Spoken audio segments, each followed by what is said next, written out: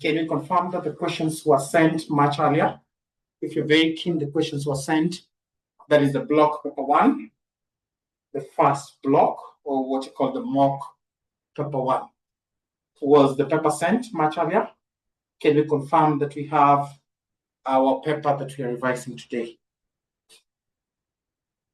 Can we confirm? Can we confirm that we have the paper? So that we start on the first question. So I think we can start on the first question. We can start on the first question. We can start on our first question. So our first question, that is number 1, enumerate 5 elements. We'll say enumerate. We have it as enumerate.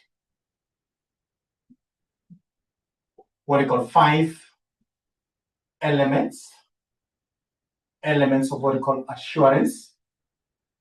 Assurance. And we call it engagement.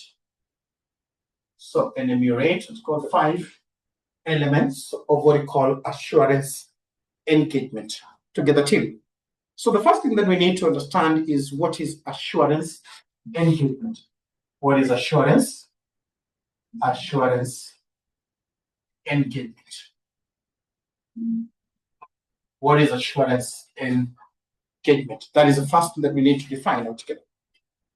So we basically understand that this is where a practitioner, we call it, this is where, we say this is where a practitioner,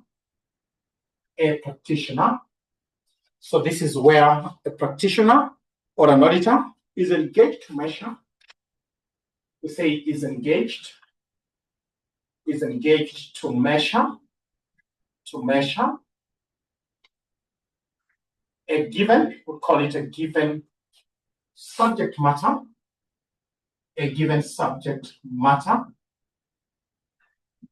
So we say that is where a practitioner is engaged in a given subject matter, That was the responsibility, we say that was the responsibility, and you'll know why I say this. That was the responsibility, we call it, of another party. Are we together? Is engaged to a given subject matter. Then we say that subject matter was basically this, the responsibility of another party. And you say against is using what we call against, what we call a suitable criteria. Against what we call suitable criteria. Against what we call a suitable criteria. We say against a suitable criteria. And express opinion. And you say, and we say expresses, and express what we call an opinion. Express what we call an opinion, and express an opinion. Meant to provide. This opinion is basically meant to do what? To provide what's called the intended, call it the intended user. The intended user. The opinion that is provided by a practitioner is meant to provide the person that we call the intended user with a given level of assurance, with a given level of what we call assurance. With a given level is meant to give the intended user with a given level of assurance regarding the content of the subject matter. Regarding what's called the content of what we call of the subject matter. Are we together? So when you talk about assurance engagement, look at the words. Number 1, we need who is doing assurance. A practitioner, who is the auditor, is basically engaged in a given subject matter, and that subject matter was the responsibility of another person. And as he evaluates it against what we call a given, using a suitable criteria, And after using suitable criteria, he expressed opinion that is meant to provide what? The intended user with assurance regarding the content of what we call the subject matter. Regarding the content of the subject matter. Together, we respond to this. So that definition should give us what we need in terms of what was asked. Are we together on that definition? We respond to this. We respond to this. Perfect. So from this definition, we are told elements. What make up assurance engagement? What makes up? So now the elements comes out. Elements of what we call assurance. Assurance, we call it engagement. Elements of what we call assurance engagement. So from that definition, how many parties are involved in assurance engagement? How many parties from the definition? We understand that is a three-party. We call it a three-party, and the word is relationship. Who are those three parties relationship? Who do we have in that three-party relationship? So a three-party relationship we have, number one is the practitioner. So we have the responsible party, and the person that we call the intended user, and the intended user. Together, take. So that is the first from the definition. Can we get that? Are we able to get that? Are we able to get that from the definition? Are we together? So what is the intended user? What is the practitioner doing? Are we together? It's basically evaluating what's called. So number two is the subject matter. We call it subject matter. We can get that from the definition. Is looking into a subject matter. Are we together when you say what is being examined? So subject matter is what being, what we call it, what is being, the one is being examined. We call it what is being examined. What we call what is being examined together. Then the next we have what we call, as you examine it, we have the next, we call it, again, is what we call a suitable. So the next is what we call a suitable. We call it a suitable criteria. We call it a suitable criteria. You evaluate it based on a suitable criteria. Are we together? That will say standard or benchmark to be evaluated. So this is standard or a benchmark. Suitable criteria. This is the standard, or what we call a benchmark. A benchmark. We call it a standard or a benchmark. So what are the next two elements from that definition? What is those? What is the next two items from that definition? What is that? So we have evidence. You need to evidence. The next is what's called evidence. We call it evidence. And that is basically the engagement process. And lastly, another practitioner is supposed to give what we call an opinion. So we have an opinion. An opinion is supposed to give what's called an opinion. And opinion is basically the subject matter, whether the subject matter, this is subject matter, we call it conform to what? To a suitable criteria. Conform to what's called a suitable criteria, whether the subject matter basically conform to a suitable criteria. Together. Are we together?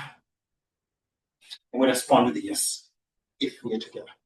Has that question been sorted conclusively? If that is at all, then we respond with yes. If we are at all, we respond with yes. Some of the questions that can basically arise, we can talk about the types, we can ask a number of things, classifications of engagement, where we have, you need to understand what you call reasonable, what you call reasonable assurance, this you can reasonable versus, you can talk about the difference between reasonable and what you call limited assurance. Reasonable and what you call limited assurance. You can also get the difference between what's called the attestation attestation versus what we call direct reporting. Versus what we call direct reporting. We get to question 2 versus what we call the direct reporting versus what we call the direct reporting versus what we call the direct reporting. Then the second question, what is the difference altogether when you ask? We are asked in relation. I think this is a question that was given in relation. We're told that in relation to ISA, that is 3,000. Assurance engagement, assurance, other than audit or review of historical information. So then instead, we're being told to state the difference between audit, state the difference between audit, state the difference between audit, state the difference between audit and assurance engagement. State the difference. State the difference. So difference between what we call audit and what we call assurance engagement. So state the difference between audit and assurance engagement. So have we covered that? Yes, we have. State the difference between in relation to ISA, that is 3,000, assurance other than audit or review of historical information. State the difference between audit and assurance engagement. The difference between audit and what we call assurance engagement. So state the difference between audit and assurance engagement. Assurance engagement. State the difference in relation to ISA 3000. We're being told that assurance other than audit or review of historical information. State the difference between audit and an assurance engagement. State the difference between audit and assurance engagement. What is the difference between audit and assurance engagement? What is the difference between audit and assurance engagement? What is the difference between audit? What is the difference between audit and assurance engagement? What did you say about that? What is the difference?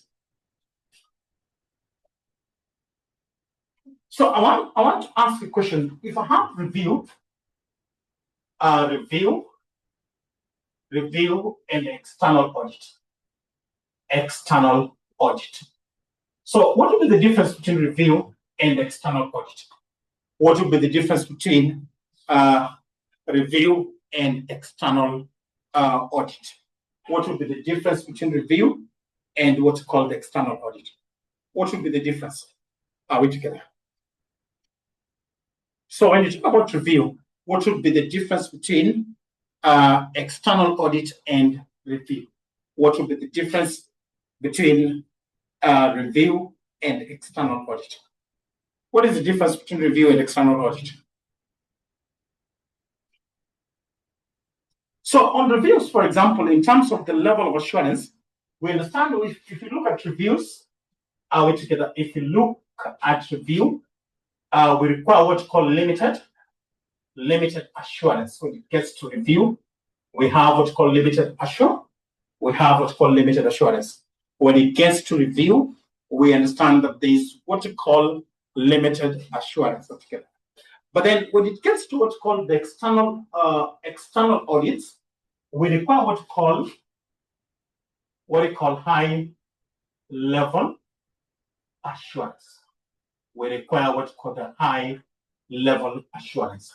So on review, the level of assurance that is required is limited altogether. But then we require on external audits, we require what we call high level of assurance. That is what's called on the level. We call it levels of what we call assurance altogether. We have the levels of assurance, limited assurance, and then external audits require high level of assurance altogether. Together, team.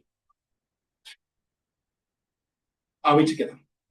We respond with a yes if you're together. If you touch on review, for example, an external audit, we remember that review has what's called limited assurance, but when you get to external audit, we have what's called high-level assurance altogether. But in terms of nature of the procedures, we can look at the nature and procedures that are basically part of this. Nature, we have nature and what's called the procedures. Natures and procedures. Nature and procedure. Nature, what we call the nature and what we call procedures altogether. So on reviews, are we together? Do you think you need extensive procedures when it comes to review?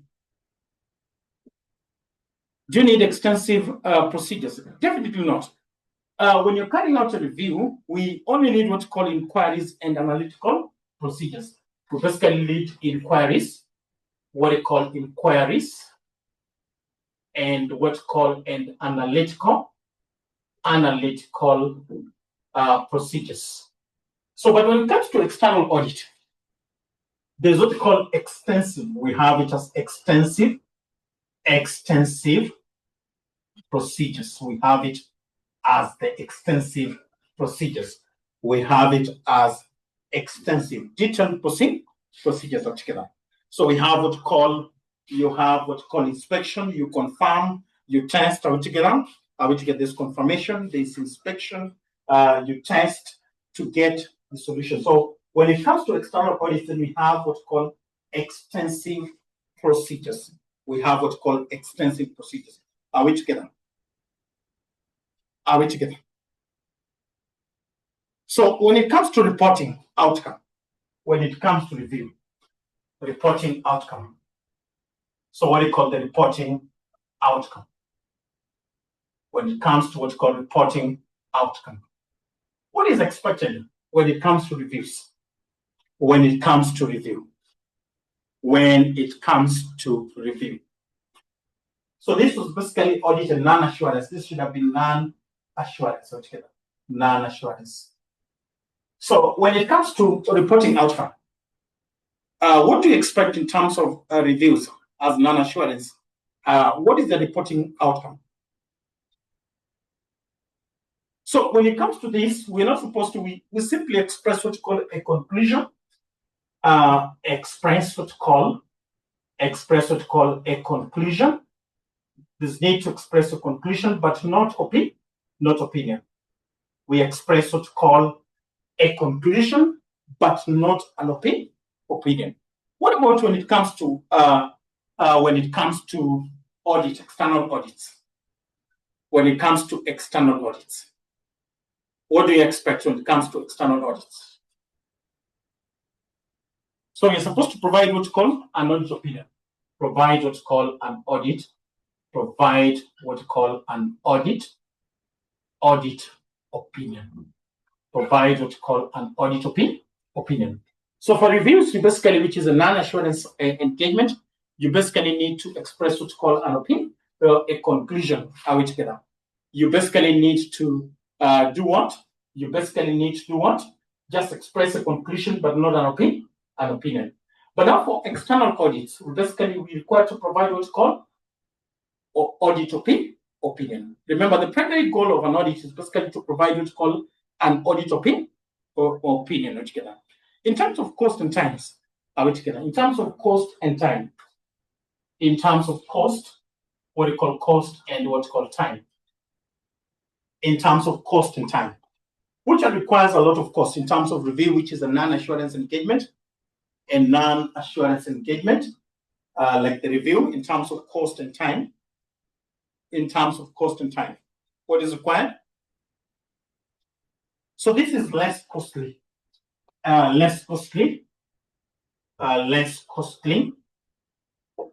requires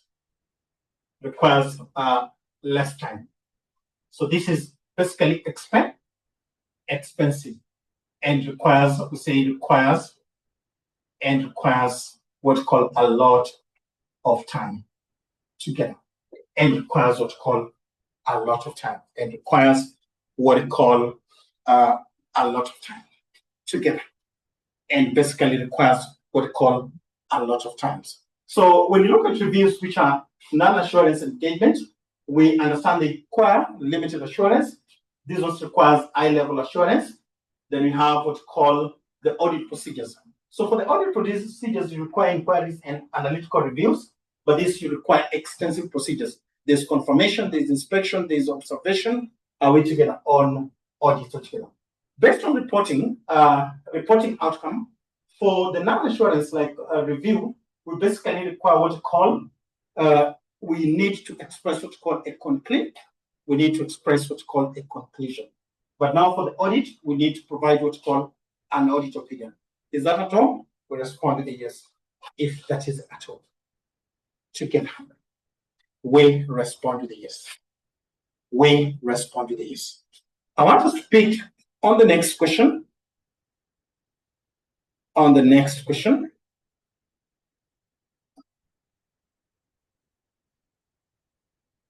So the next question basically touches on the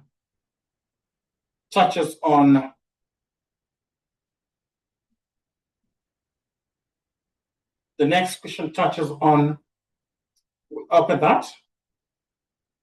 So it talks about the difference between attestation engagement and direct reporting. So we have the difference, we call it the difference between what's called between attestation,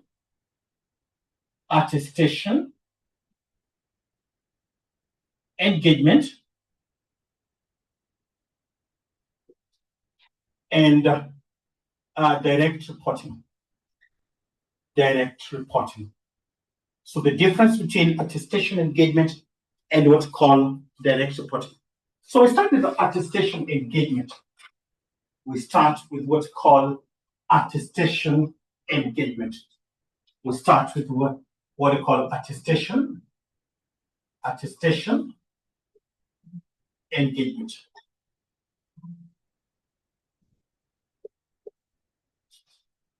So what is an attestation engagement? When you say attestation engagement, what is an attestation engagement? When you say attestation engagement. So on attestation engagement, we basically say the practitioner is supposed to declare whether, we say whether what we call the assertions, we say are correct or not correct. So when you talk about attestation engagement, the practitioner is supposed to declare, and you're saying whether the assertion is correct or not correct. The practitioner basically is supposed to declare whether the assertion, are we together, given is correct or not correct.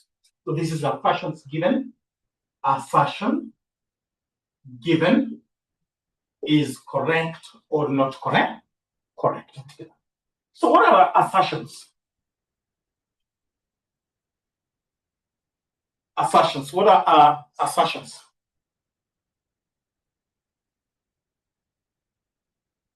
When you talk about financial assertions,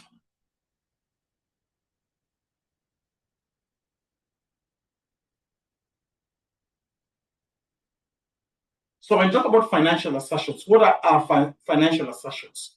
What do you mean by, we're saying that,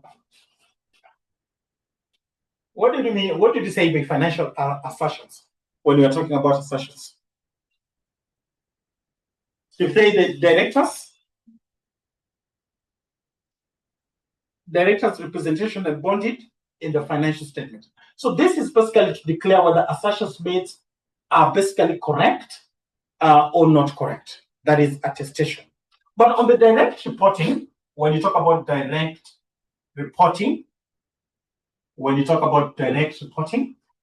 so when you say direct reporting, so whenever we talk about direct reporting, it's basically an accountant. We say an accountant, a professional accountant,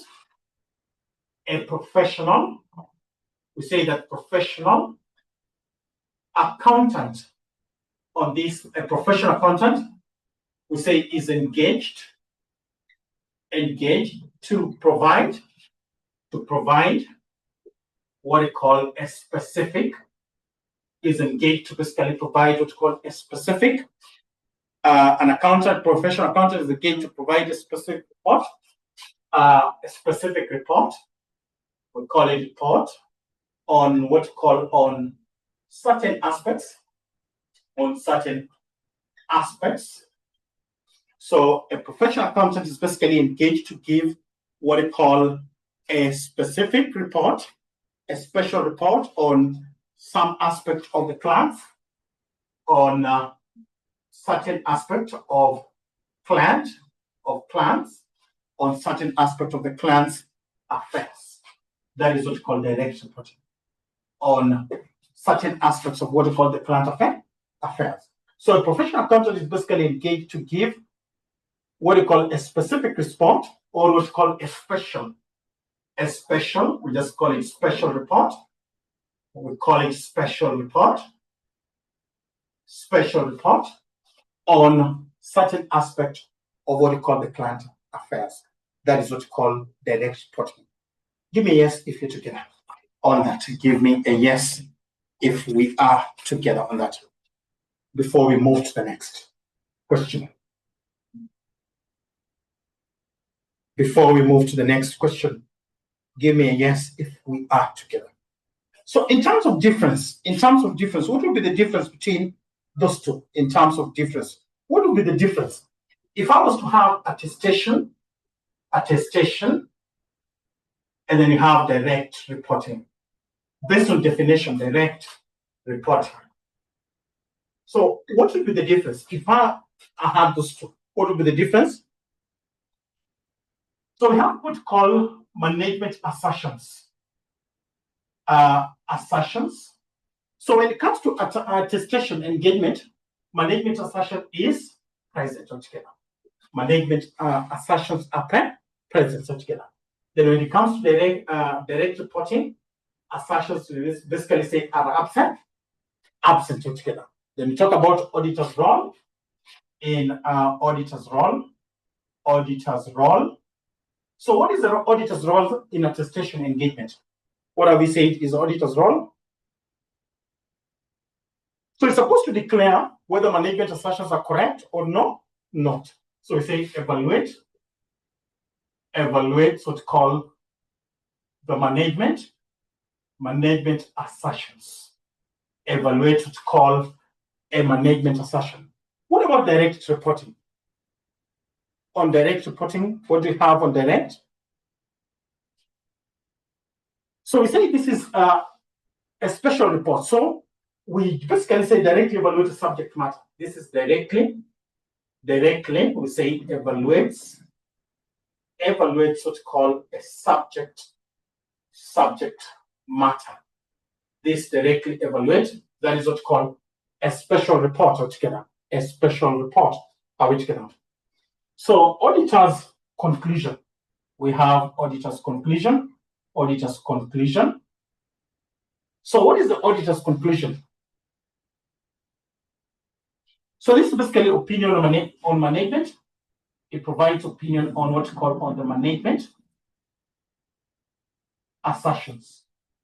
So the conclusion is basically it provides opinion on what we call the management assertion. So this is to provide conclusion on what's called on the subject. Is supposed to provide conclusion on the subject matter. Those are the difference between attestation engagement and direct reporting. Together, team. Those are the difference between attestation engagement and what's called direct reporting. You give me a yes if you're together. Is that understood? If that is understood, we respond with yes. Is that understood? We respond with yes. If that is understood.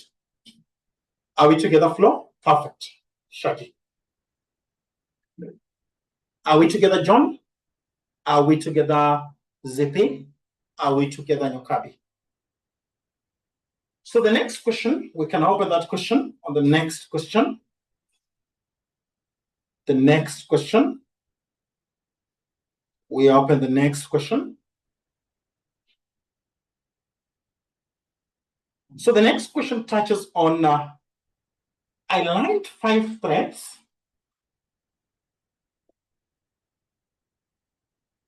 I lined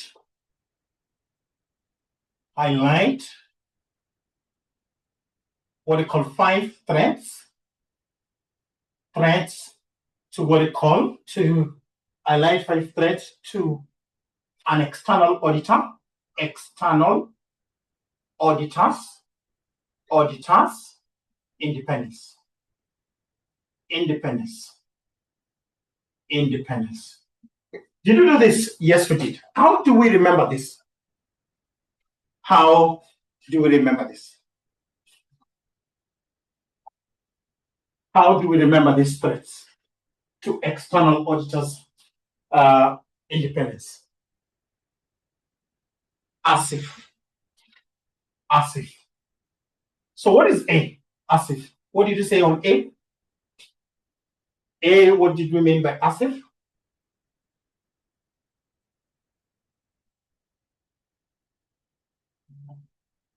No, those are not ethical issues. What did we mean by Asif? So this is advocacy threat altogether. We call it advocacy. A stands for advocacy threat. Are we together? S stands for self-interest threat, interest threat, self-interest threat. Then the other S stands for what we call self-review. We call it self-review threat. Self-review threat. Then we have I, what we call intimidation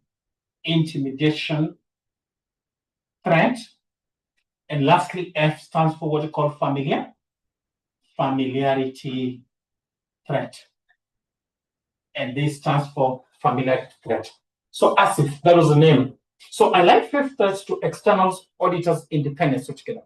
So we said that we remember those threats by using the word ASIF. Are we together? A stands for what we call advocacy threat. A stands for advocacy threat. We have S standing for self-review. Are we together? Standing for what we call self-review.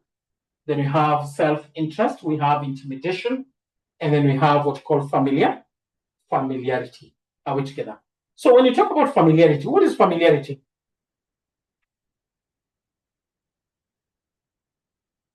So this is when you talk about familiarity, this is close association. With what you can call it the company members. You become familiar. Close association with the organization officers of the firm or companies of the firm. Are we together? So when you talk about familiarity, this is close association with companies, members or officials.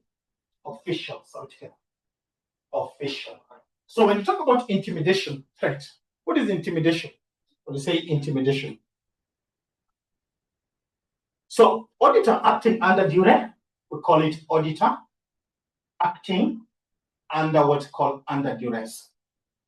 And the question is, when you talk about duress, does it normally come from the lower or upper when you talk about duress? When you talk about duress, intimidation, it basically comes from the upper. Then you have what called self-review. Are we together? Self-review, we can have you are an accountant, but at the same time,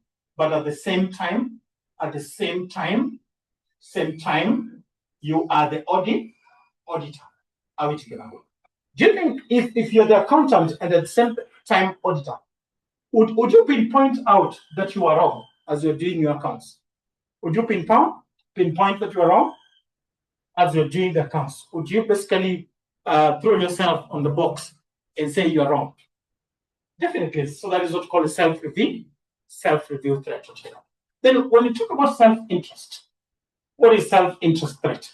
When you say self-interest threat, what do you mean by the self-interest threat? What do you mean by the self-interest threat? Are we together? Personal interest, maybe finances, you need money. So instead of giving quality report, your need for money comes fast together. Are we together? Your need comes faster together. Are we together? So advocacy, you're promoting situations where you promote the interest. You're the company lawyer, but at the same time, promoting what you call the interest of what you call of the firm. Are we together? That's advocacy threat. Are we together? Advocacy threat together. You're promoting the interest of the entity in other capacities altogether. But at the same time, you are the auditor of the company. That is what you call advocacy. Is that understood? If that is understood, we respond with yes. So those are threats to external auditors' independence. If you say we remember them using the word as if. That is a way to remember them. Are we together? So what are indicators? What did you say on indicators of threats? How do you remember indicators of threat?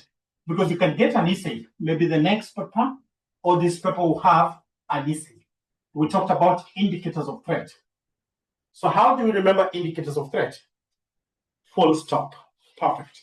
F stands for just one. F stands for full stop. We say that indicators of threats, we remember them using the word full stop. We remember them using, I just need the first one. So F stands for family. Are we together? Friends and family. Maybe we have you. Those two only. You. What would you go for? What is you? You say you. You is. When you say you. So you'll give me that. So we move to the next question.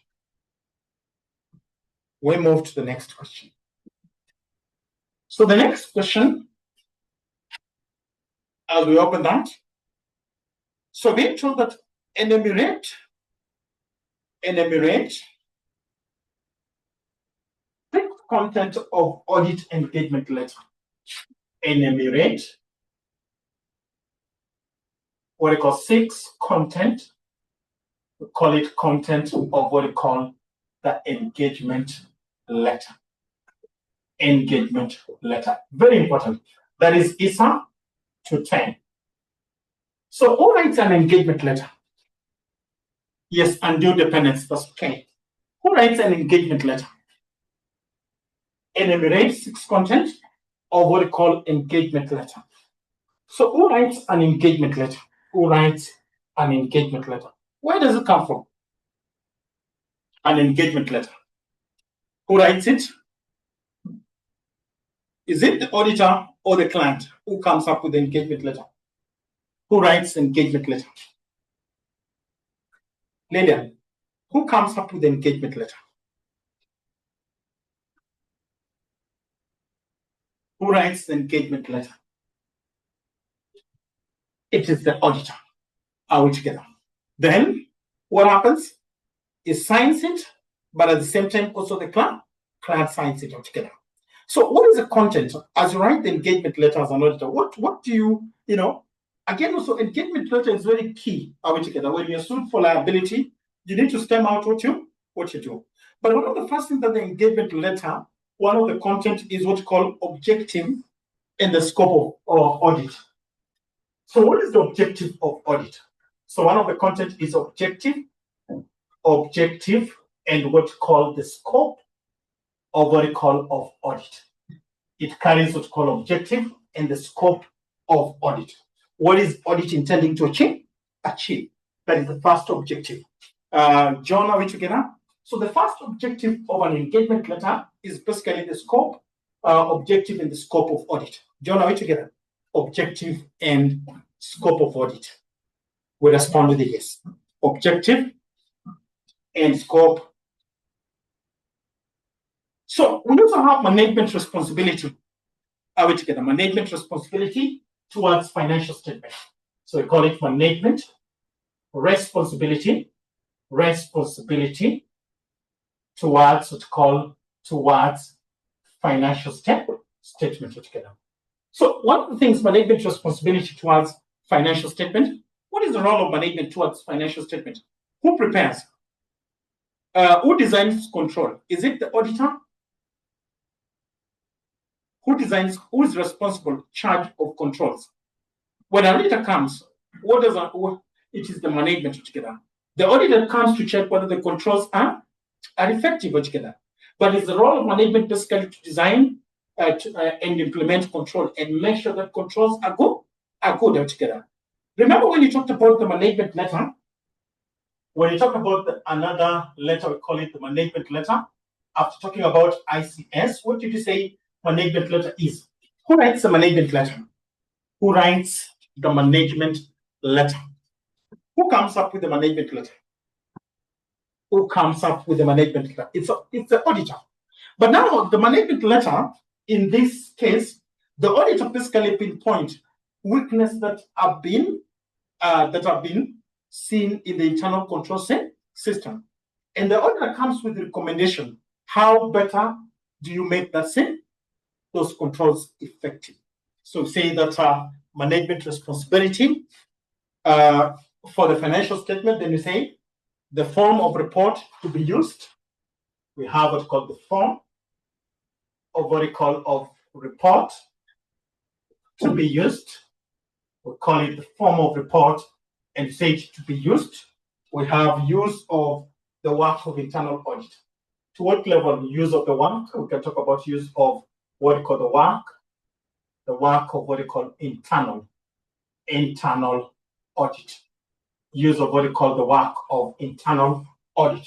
We can also talk about deadline and confidentialities, because you use this to define, deadline and confidentialities. We have what's called the deadlines and what you have as confidentialities. Confidentiality. Deadline and what you call confidentiality. Maybe from the learners. What is the role of, what is the content, to say content of engagement letter, apart from the ones that we've talked about?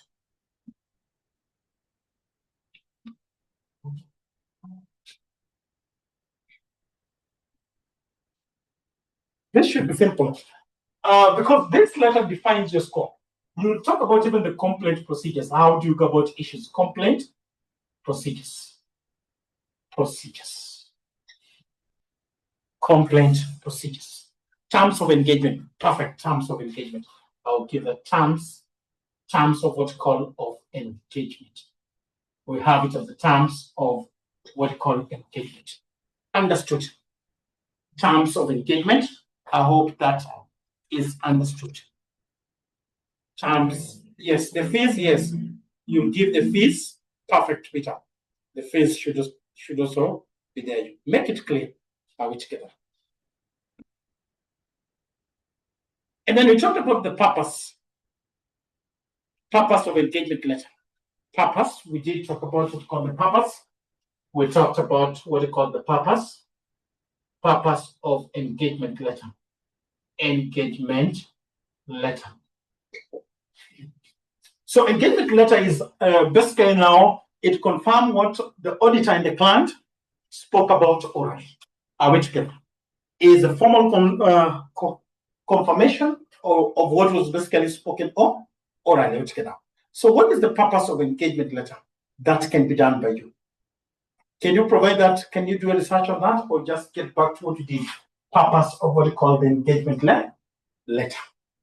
It basically confirms what they talked about verbally, put on our together perfectly.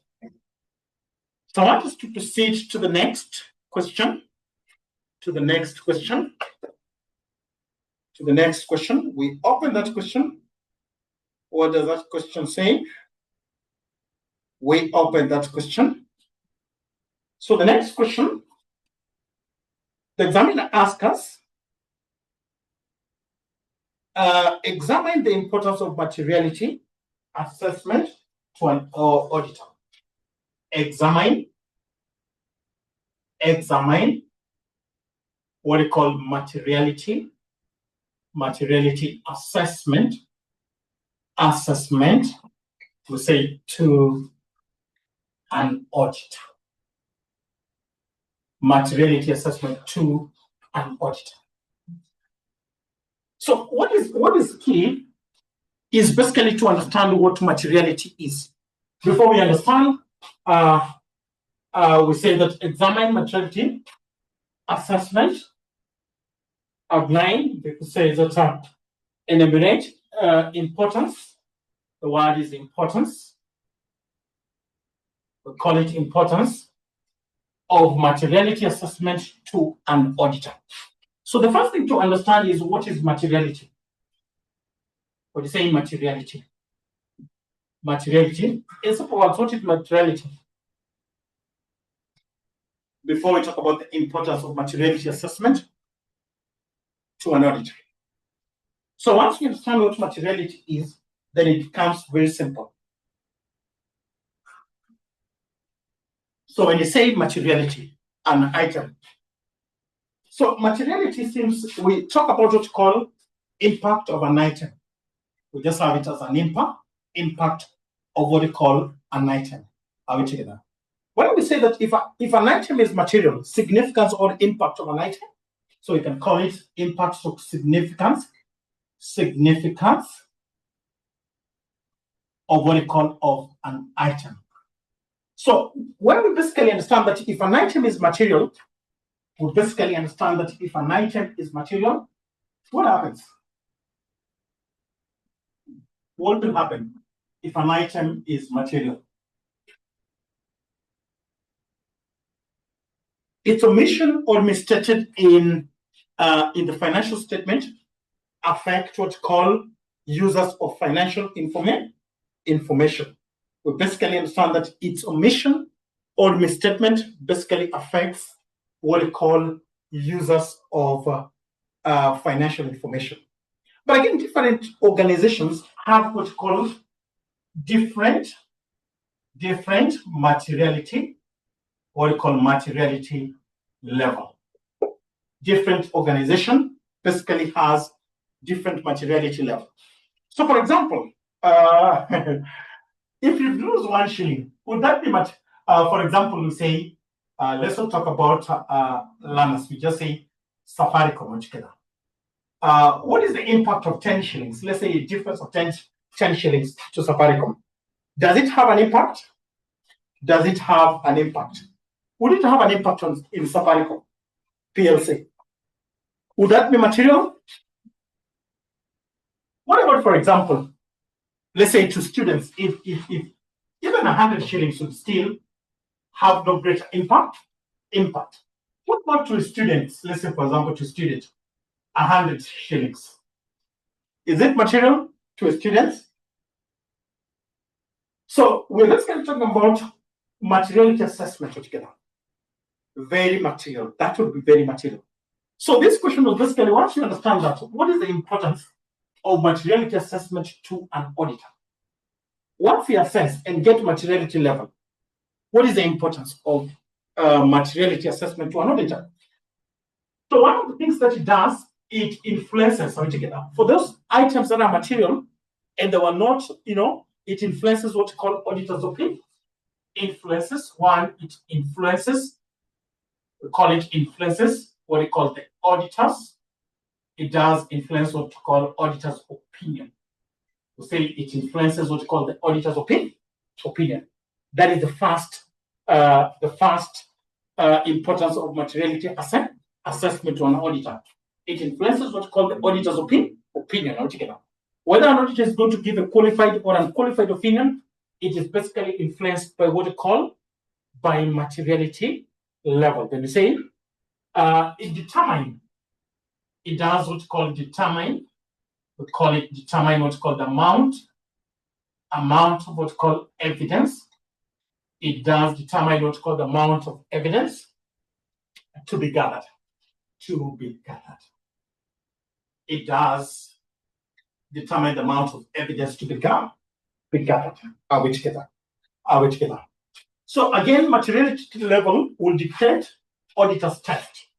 It will dictate, we can talk about test, dictate what you call tests to be performed. We call it to be performed by who? By the auditor. It will basically dictate tests to be performed by the auditor altogether. But again, also, this will influence auditor's time budget. Material level would influences what we call auditor's time budget. It will basically influence what we call auditor's time budget. Is that question very clear? If it's clear, we respond with a yes. If that question is clear, we give it a yes. Kama iko sawa, we respond with a yes. Is that question at all? Perfect. Thank you so much. Thank you. Thank you so much. I want us to look at the next question before I give you a break. Let's open that question. So the next question.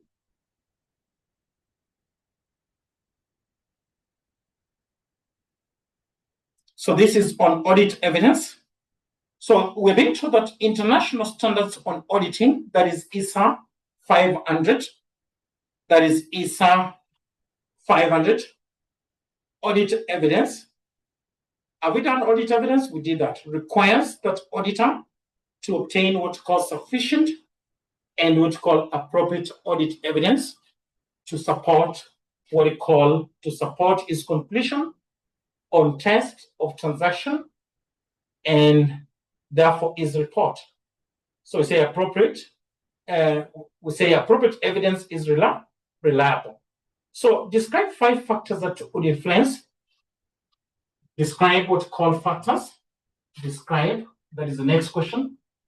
Describe what we call 5 factors that would basically influence, and describe 5 factors that would influence the reliability, what we call the reliability of what we call of audit evidence. Reliability of what we call the audit evidence. What are these factors that will basically influence reliability of audit evidence? Do you need to be in class in order to answer that question? John? Do you think that question would you, do you need to be in class in order to answer that question? Is it a must that you be in class to answer that question? Is it mandatory that one should be in class in order to answer that question? Is it mandatory that one should be in class? That's a question. Is it mandatory for that particular question? Reliability of an evidence. For example, it's more applicable. Look at that. Yes, source determined the source of audit evidence. So one is basically what we call the source of what we call audit evidence. We call it the source of what we call the audit evidence. We have it as the source of audit evidence altogether. It plays a very, if you take it from a credible altogether, then it will be reliable altogether. But if you pick it from a source that is not credible, then it will not altogether. So then we also have what's called independence. The person providing independence, we call it the independence of what we call of the provider. Are we together? Some people are not independent. Some people provide you information, but are not independent. Independence of what we call the providers. Are we together? Is very important. So if the provider is independent, then that's a very good, that's a very reliable, source of information. It's not an information that is influenced. Apart from those two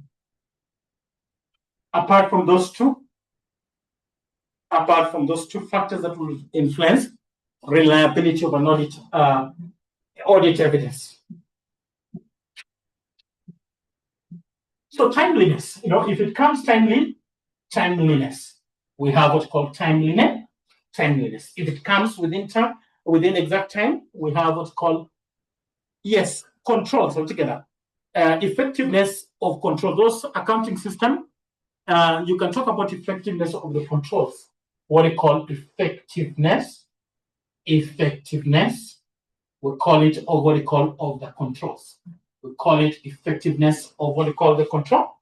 We have what's called effectiveness, and we call it effectiveness of what we call of the control. Effectiveness, and say of the control, of controls. Those accounting systems, if they're good, effectiveness of those control. Apart from that, what do you have? Apart from that, flow. Apart from that, so we have which what we call consistency and collaboration. Consistency, and collaboration. But when I look at this question, this is more applicable. This is more of an application question. Are you saying it's on audit evidence, but it's more of application? Do we agree that question is more applicable? Even if you do not go to class, you can basically apply that. Is it true, Peter, that that's more of an application question? If you look at that, that is more of an application question. Yes. Yes. Are we together as we take a break? All of us, are we together? So we can have our break, then we come back for the remaining part. We come back for the remaining part. We can have our break.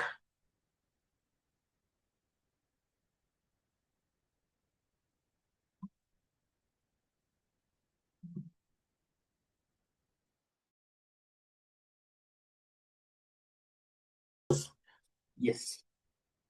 So I want us to move to the next question.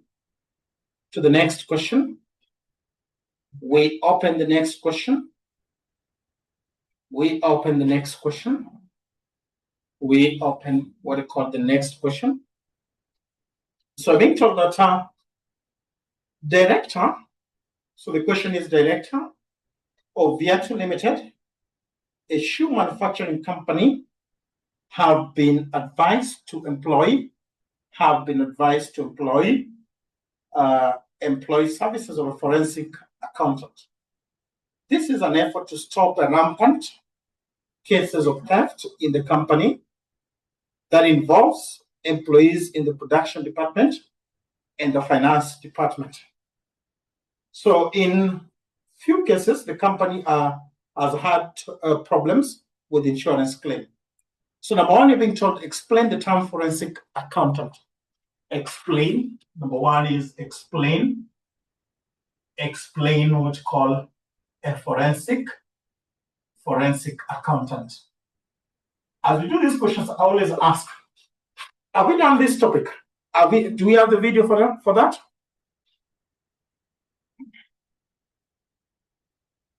Do you have the video for that?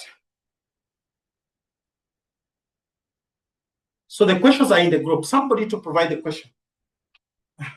Oh, Tito, you've not gone through the videos. Look at this. This was provided. Forensic. These were the smaller topics.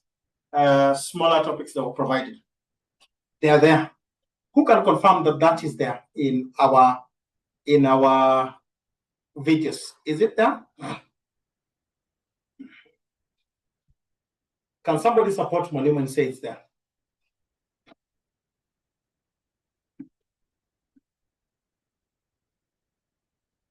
Can somebody confirm that we have forensic accounting? It's there. Are we together? And if you're very keen, it's there. So what is a forensic accountant? We describe a forensic accountant. Who is a forensic accountant? Who is a forensic accountant? For those who have gone through that video, who is a forensic accountant? We understand he's a professional, but he uses what we call auditing, and what we call the accounting skills to do what? To detect, to do what? To investigate, detect, and we call it and prevent and prevent fraud. And prevent fraud. It uses what we call a forensic accountant, uses what we call auditing and accounting skills to investigate, detect, and prevent fraud, but at the same time, and support what we call, and we say support what we call litigation. Litigation altogether. So you see, if you have a report, that has basically been done by a forensic accountant, it can be used as a source of evidence in the court of law. In the court of law, that can be used as a source of evidence, and we're saying a source of evidence is a professional who uses accounting and auditing skills, and this accounting and auditing skill, we are saying he uses it to do what? To detect. Are we together? A professional who uses auditing and accounting skills to investigate. Are we together? To investigate. Are we together? To investigate, but he examines, basically examining what we call examining financial statement. He uses, this is a professional, and this professional uses what we call auditing and accounting skills to examine, are we together? Financial statement, are we together? Once he examines his financial statement, he can basically investigate, detect, and at the same time prevent what we call fraud altogether. But at the same time, so together, once you examine that, the work of a forensic accountant is used to support what we call litigation. Litigations are court cases. These are court cases. Is used to support what we call litigation. Is that understood? Are we together? We'll respond to the yes. Is that understood? A professional who uses auditing and accounting skills to examine what we call financial statements. And the essence of examining the financial statement is to investigate, detect, and prevent fraud. But at the same time, the role is basically to support what we call litigate, is to support what you have as litigation. So the second part of it talks about expected roles of a forensic accountant. Expected, we call it expected roles of what we call of a forensic accountant. Expected roles of a forensic accountant. Expected roles of a forensic accountant. What are some of the roles of a forensic accountant? From the definition, look at the definition. So expected roles of a forensic accountant. So one of the roles is what we call investigation. Why would you have a forensic accountant? Is investigation. So detect fraud. Detect, we have detect what we call fraud. Detect what we call fraud. We have what we call. But again, in doing this, you also carries what we call risk. What we call the risk assessment. Risk assessment. We have risk assessment. We have, that is litigation. Support litigation. What we call support. What we call litigation. In a court case, we can use accounts of a forensic auditor.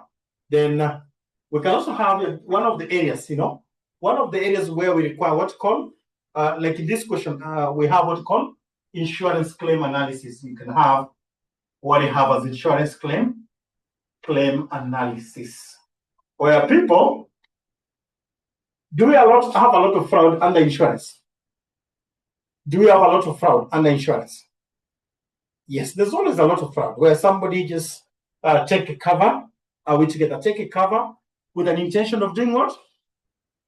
Of defrauding altogether. So then again, also prevention measures. Prevention measures. So for those who have gone through this, you'll notice we did this. And I'm saying there's no worry. I think as we do the blocks, it also open up our windows to go back to the videos. So what are we saying? We check the videos. Is that true? Blessing, Alan, Emma, it just shows that we go back to the materials that are given. We respond with a yes. We go back to the materials that are given. Yes. So is that question sorted conclusively? If that question is sorted conclusively, we respond with a yes. All right. So then we proceed to the next.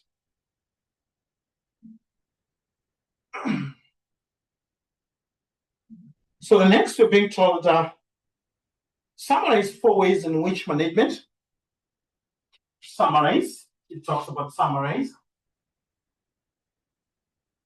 Summarize what's called 4 ways. 4 ways in which the management summarize 4 ways in which the management summarize 4 ways in which the management could detect and prevent errors and fraud. Could detect, and we say, and prevent, and what's called prevent, what we call errors and fraud. Could detect and prevent what's called errors and fraud. Again, I know when I ask people this, some people say that do we have these errors and fraud? Errors and fraud.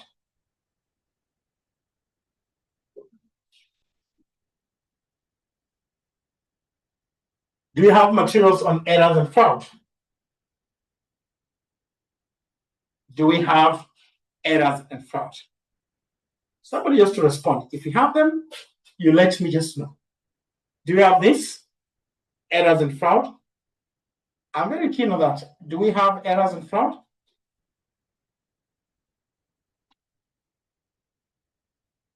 But again, also, if I look at this question, if I'm told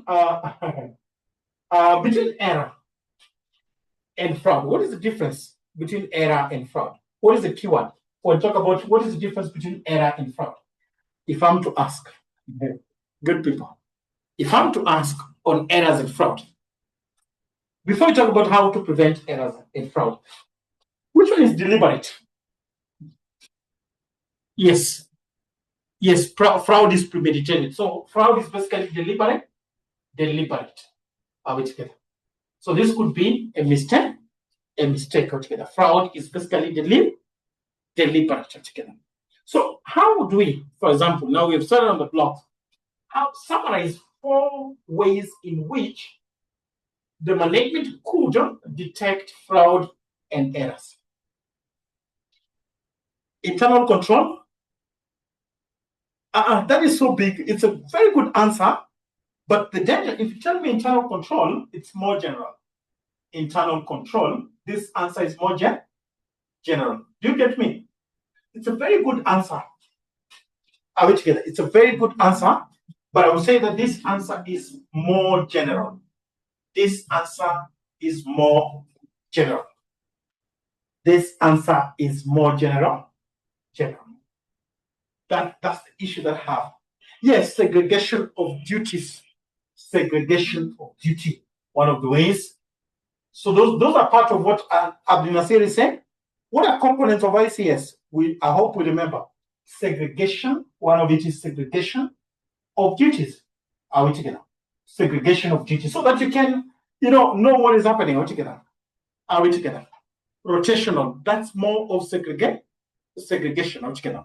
But again, also regular. Why do we do regular reconciliation? We can also what you call regular reconciliations. So when you do regular reconciliation, it's a way that you can basically detect fraud, errors and fraud. It's a way that we can basically detect errors and fraud. Yes, authorization. Are we together? We have authorization procedures. What you call authorization procedures. Authorization procedures. But again, how would I detect errors? Monitoring expense. This question, I also look, it's more general. Monitoring expenses. You can also do that by monitoring expenses. What you have as monitoring expenses. Are we together? But again, also internal audits. How would I detect internal audits? Internal audits. carrying out what's called internal audit. Are we together? We can also do what? Employees training. We can also have what's called employees. We have it as training. Do I need to expound on this? Or is it straightforward? Do I need to expound more than I've expounded? Do I need to expound? Yes, reconciliation. We talked about regular reconciliation. So that's a good one. Motivation. No, motivation is not. But talk about issues to do with training altogether. If you're motivated and you do not have skills, will you detect? Would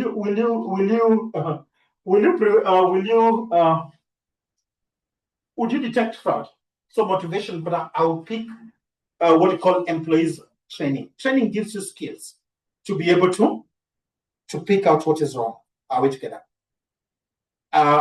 Training gives you the skill. On Tito together, training will basically gives you the skills to basically detect the fraud and errors. Is the block coming in handy? Are we happy that we are now exhausting what we did, what we've been doing? Is it beneficial? I hope it's beneficial. Because if it's beneficial, then we need to also share the good news. Senior, Flo, are you gaining? Yes, I hope you're gaining. Flo, I hope you're gaining. Plessy. John, I hope you're gaining. Yes. I want us, by the time we go for this paper, we just have everybody pass and we close that chapter. So then I want us to move to the next.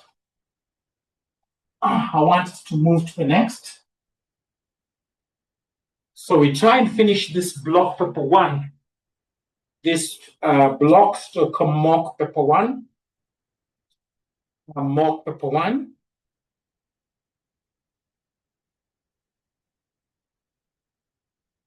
Perfect.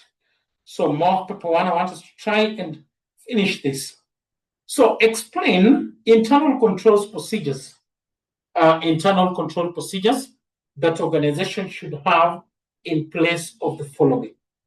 Have we done ICS, internal control procedures that an organization should have in place of the following? So we have a number of things. Let's just put them down. Unclaimed wages. Let's just note them. Unclaimed wages. We heard unclaimed wages. Credit sales. We heard what's called the credit sales. And then we had the next we have what's called, it is inventory in transit.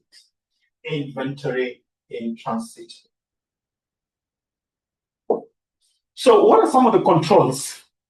Are we together? It's not test of control. When you talk about test of control, we are basically talking about seeing whether the controls are working. Are we together? When an examiner asks you test of control, it's basically you're confirming what you call whether controls are working. Are we together? When you talk about test of controls, we are we together? We are confirming whether controls are working. But now in this, we say control procedures that are placed in this. We talk about unclaimed wages that are not claimed. Unclaimed, we talked about this unclaimed wages. What are some of the controls that we should put? Number one, unclaimed wages. Records. Number one, record keeping. You need to have record as control. Record keeping. If there's no control, somebody will go with this money and record keep, detailed records as one of the controls. The next, what did you say?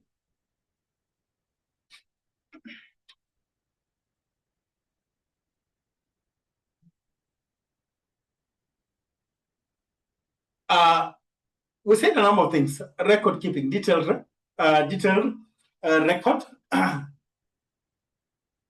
rebank and claim together.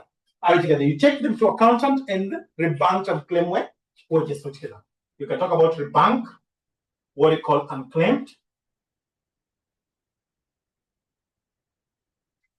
wages. You rebank what you call the unclaimed wages. Rebank what you call the unclaimed wages. But you also understand that, and you also need to periodic review. Just review those altogether. List of unclaimed wages. You review, periodic review of periodic review.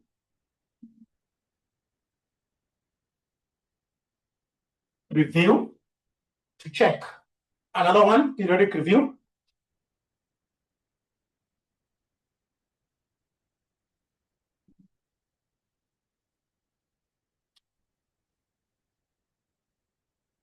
Review. Reasons, yes. Establish reasons for unclaimed wage, because somebody might not be doing his work.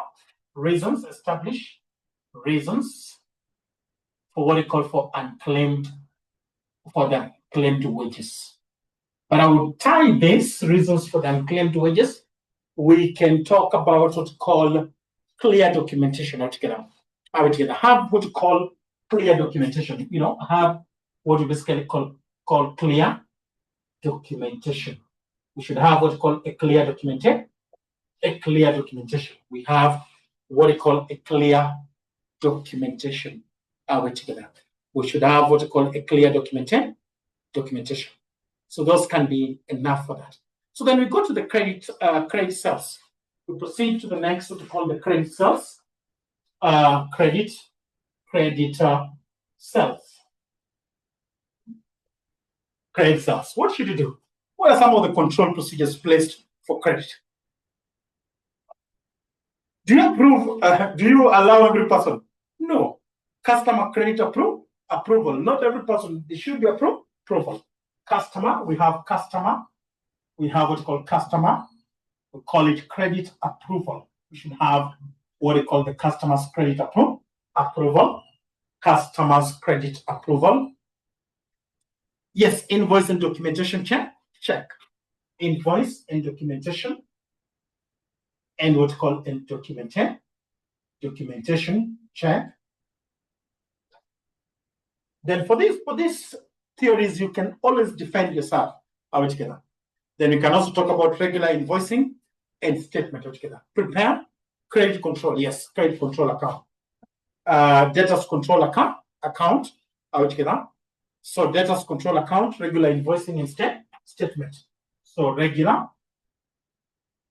invoicing and what we call a statement. Otherwise, you'll not get this money. Regular invoicing and what we call statement. Then you can talk about one from the students, the one that, yes, debtors the aging report. I love that. Yes, proper authorization. We have proper authorization. Somebody says debtors aging report. That's a very good one. Data aging report. Those are enough. We cannot have the other ones. Yes, March. Yes, that's okay. It just shows the students are doing better.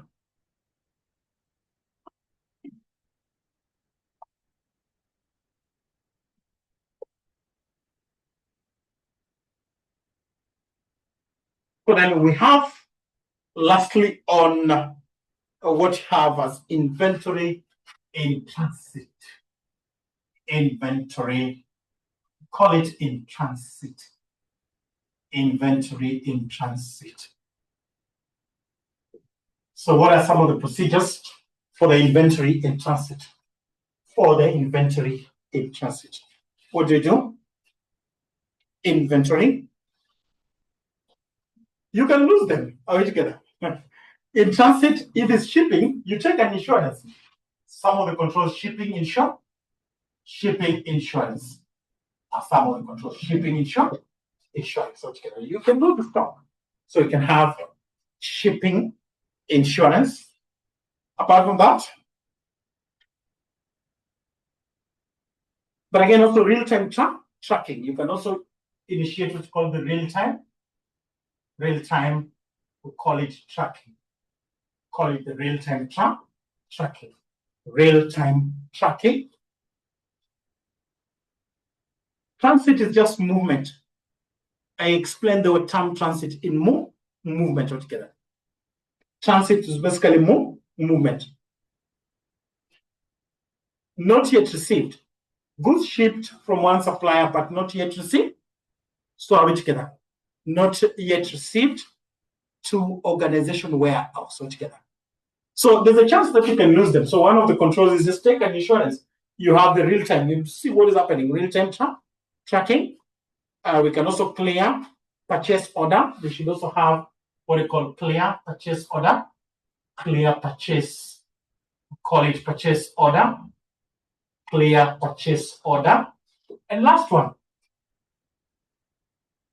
Somebody's saying something. We must. Yes, make follow up. So, but again, also discrepancy resolution, because why they're coming, discrepancy resolutions,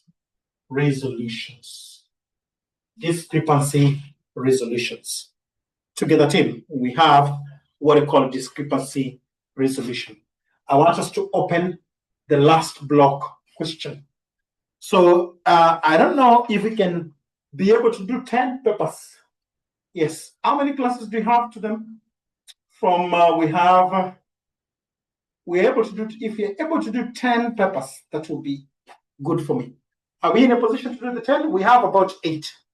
For the blocks, we have 8. Is that true? We have 8. So we'll create 2 more so that we do 10.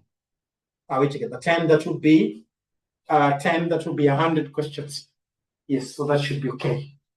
So the last one, we have the last one. So we're being told that international standards on auditing, we have what's called international standards on auditing.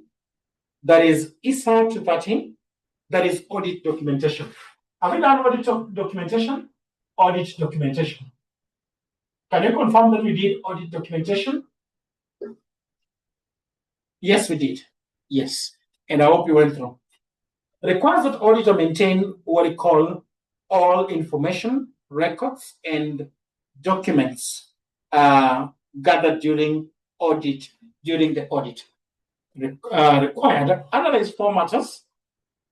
The auditor could record in audit working papers during annual audit or annual stock takes.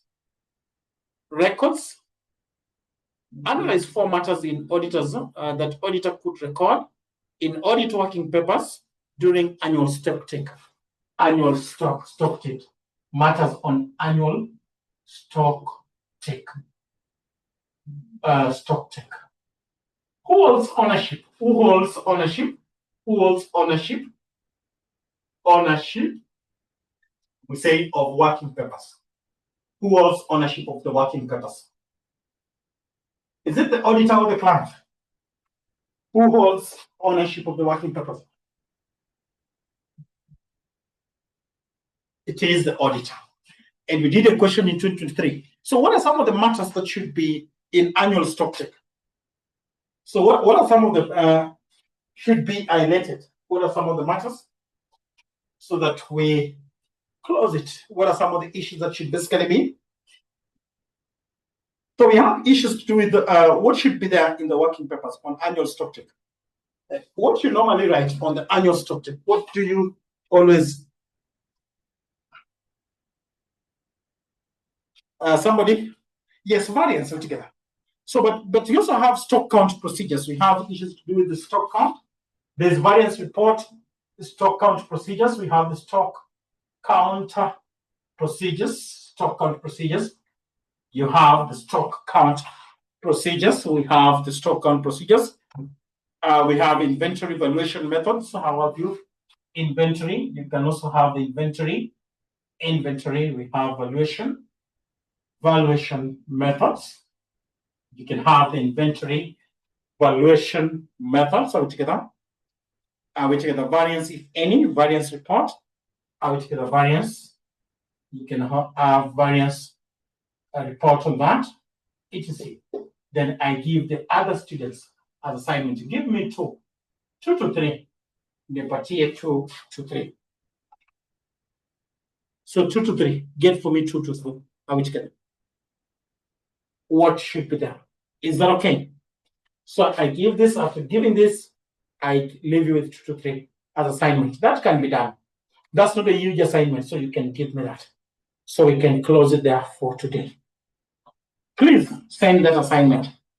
That's not so much that can be sent. I beg to close at that point and wish you well, unless somebody has something that is burning, but I beg to stop it at that point. So we are done with that paper. So we normally send those papers way before. There was a set of papers sent way before the class time so that you can start even revising. So I'll be sending those papers before the class, like the Thursday. I send the paper in the morning by 10. So you can start looking at it so that you participate. Is that okay? I hope that will be okay. Sending even the paper much earlier. That should be okay. So we close it there, unless somebody has something that is burning. So God bless you and God bless our class. We can stop at that point. We can stop at that point.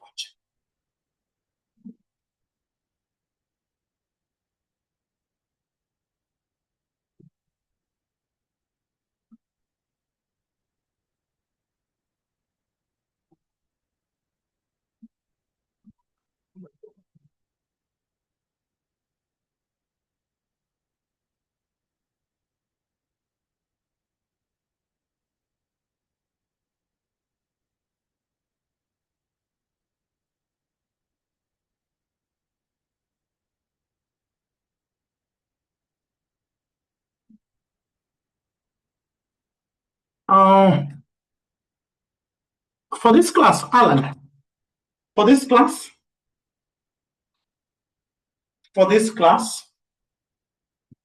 kindly give me a call, Alan, so that we can see what I need to send. Give me a call. Sawa Alan, give me a call.